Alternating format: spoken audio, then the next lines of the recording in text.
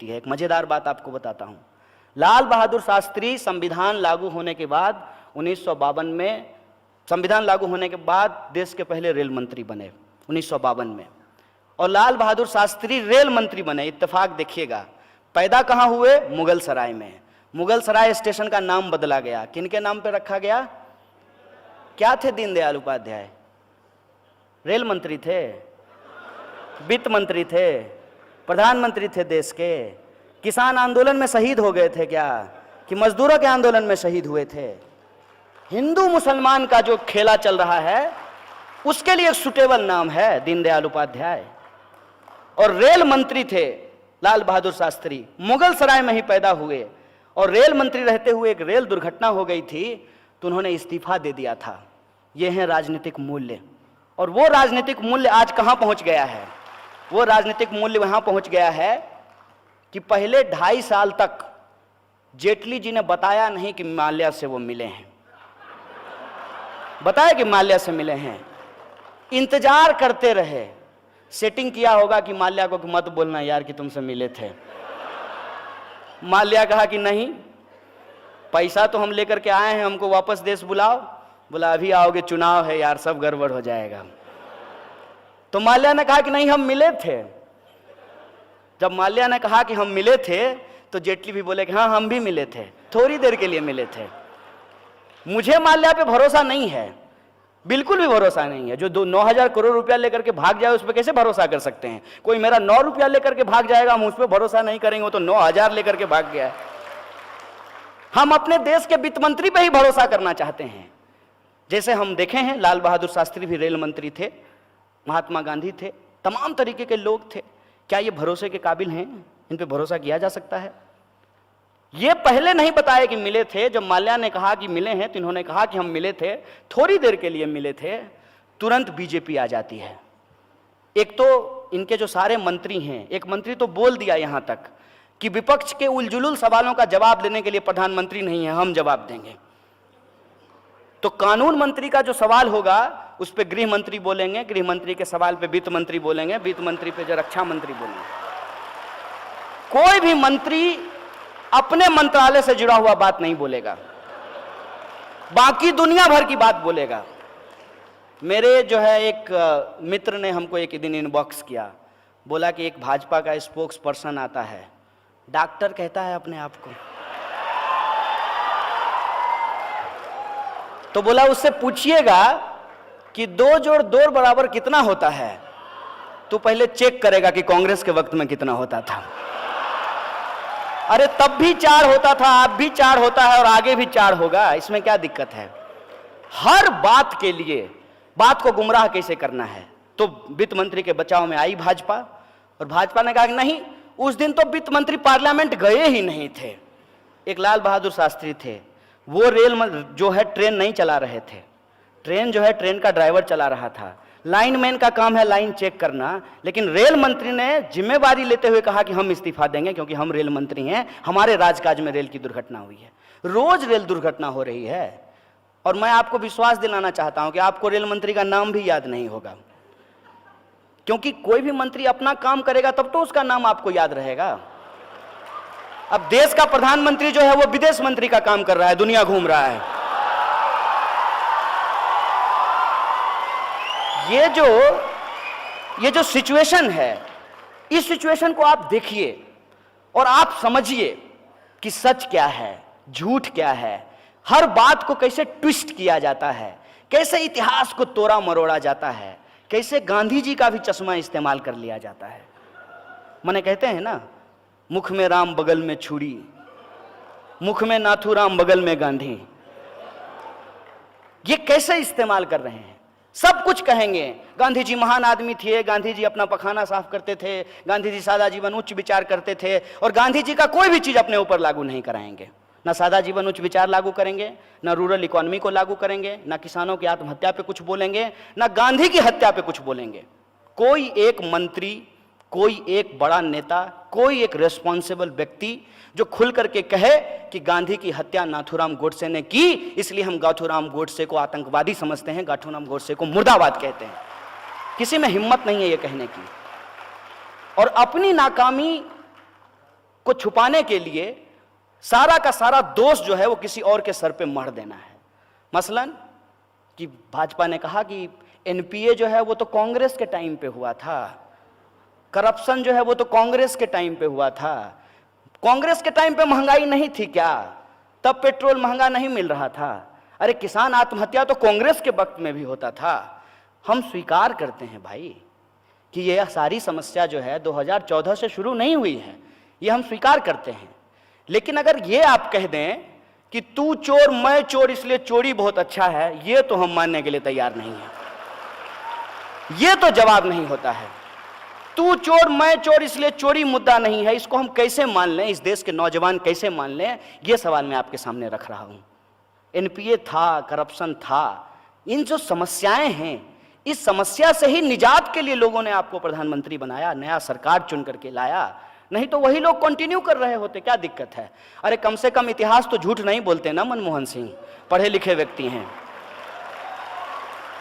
कम से कम इकोनॉमी पढ़े हुए थे, इकोनॉमी समझे हुए थे, तो कोई इकोनॉमिक डिसीजन लेते तो डीमोनेटाइजेशन जैसा ब्लंडर तो कम से कम नहीं किए होते।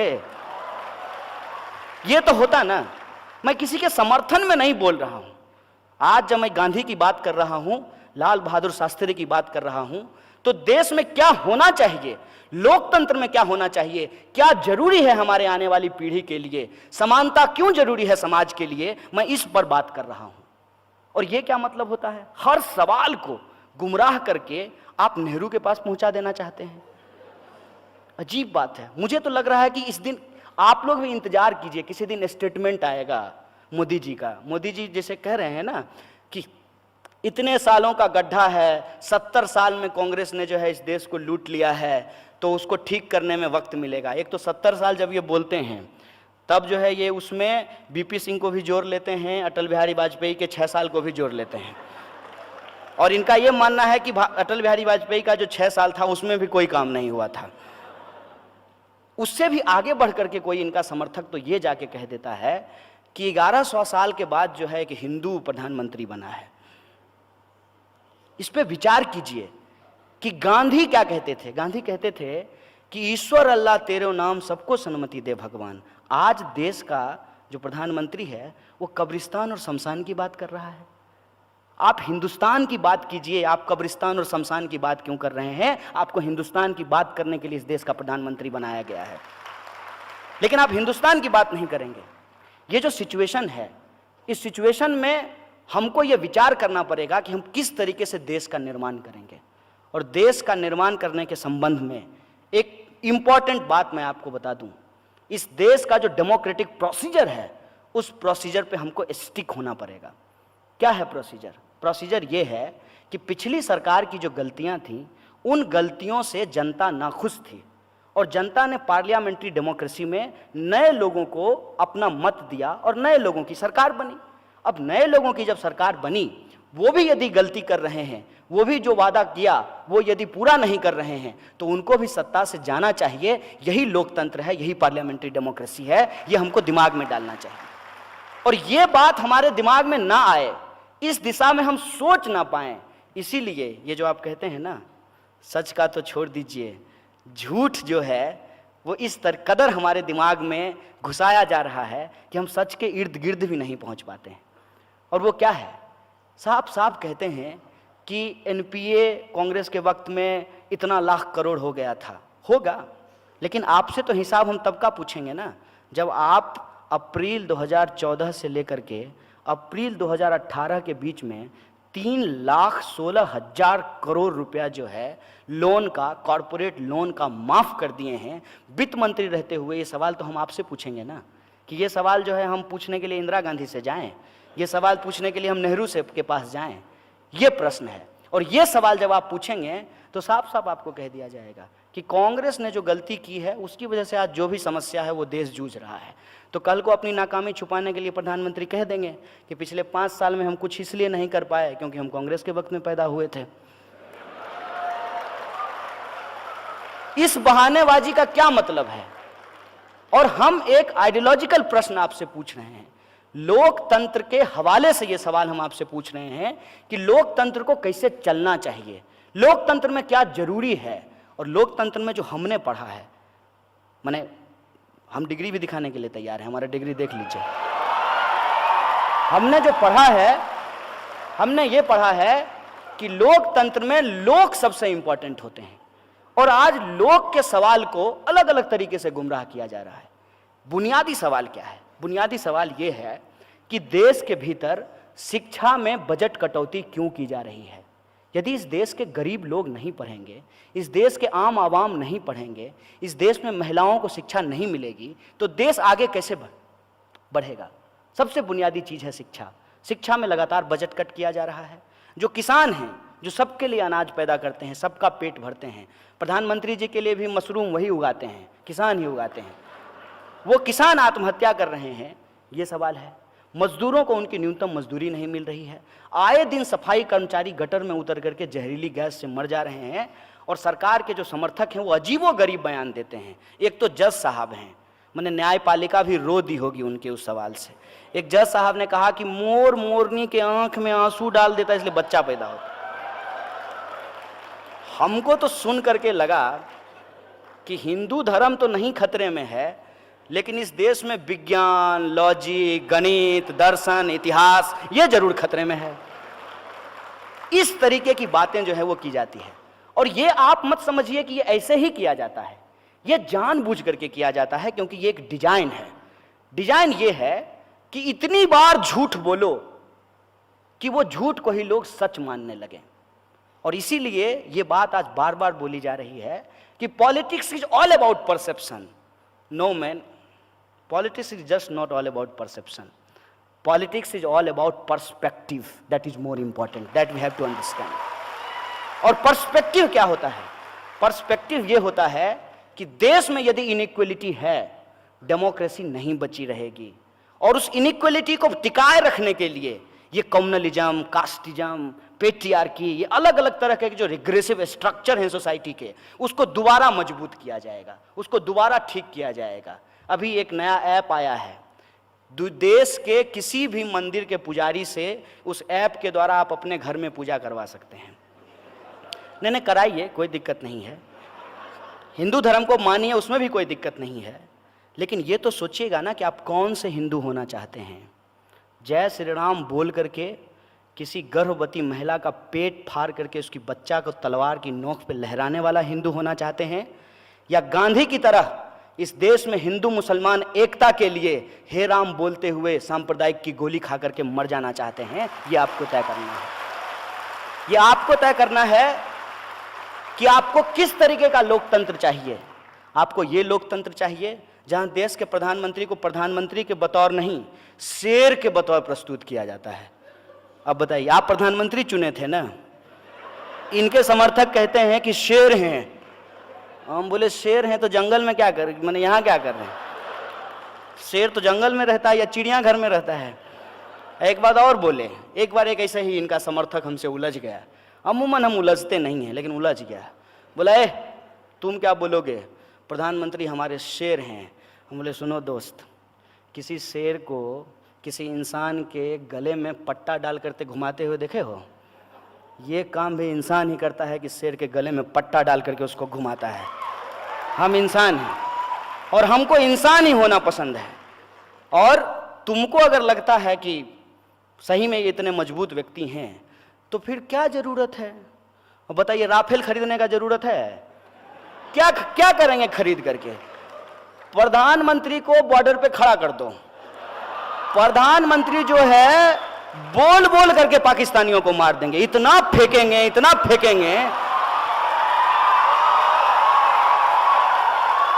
चारों खाने चित, चारों खाने चित। फिर भी अगर दो चार पाकिस्तानी बंदूक लेकर के इधर उधर बच जाए तो प्रधानमंत्री सलमान खान की तरह शर्ट खोलेंगे, 56 इंच का सीना दिखाएंगे। ये क्या चल रहा है? अरे गांधी के बारे में आइंस्टाइन ने कहा कि आने वाली पीढ़ी ये भरोसा नहीं करेगी कि इस हार मांस का व्यक्ति जो है वो चलता फिरता था, वो जिंदा था, वो इंसान था। वो थे गांधी। गांधी लाठी रख लेके चलते थे, किसी को डराने के लिए नहीं, अपने सहारे के लिए लेकर के चलते थे। आधी धोती पहनते थे, आधी धोती लपेटते थे और डिग्निटी के लिए उन्होंने खुद चरखा उठाया, अपना बाथरूम खुद साफ किया, देश की मजबूती के लिए रूरल इकोनॉमी की बात की, देश में हिंदू मुसलमान एकता के लिए ना सिर्फ बात की बल्कि जान गंवा दी। और आज गांधी के नाम पे, गांधी के इस देश को हम जिस तरफ लेकर के जा रहे हैं, मैं समझता हूं कि वो रास्ता अंधकार और गड्ढे का रास्ता है। गांधी के रास्ते पे हमको चलना पड़ेगा, भगत सिंह के रास्ते पे हमको चलना पड़ेगा, बाबा साहब भीमराव अंबेडकर के रास्ते पे हमको चलना पड़ेगा। और इन तीनों में सबसे जो इंपॉर्टेंट चीज है मैं वो बता रहा हूं कि इन तीनों में कॉमन ये था कि ये तीनों हर प्रकार की असमानता के खिलाफ थे और समानता के पक्ष में थे। और जब तक हम इक्वलिटी को एस्टेब्लिश नहीं करेंगे सोसाइटी में, देश मजबूत नहीं हो सकता है। और देश में इक्वलिटी को एस्टेब्लिश करने के लिए आज जरूरत इस बात की है कि जो कॉरपोरेट मोनोपोली है, उस कॉरपोरेट मोनोपोली को ब्रेक करके इस देश के भीतर जो छोटे छोटे इंटरप्रेन्योर्स हैं, जो स्मॉल स्केल इंडस्ट्रीज में काम करने वाले लोग हैं, जो मीडियम स्केल इंडस्ट्रीज में काम करने वाले लोग हैं, उनको हमको प्रमोट करना पड़ेगा।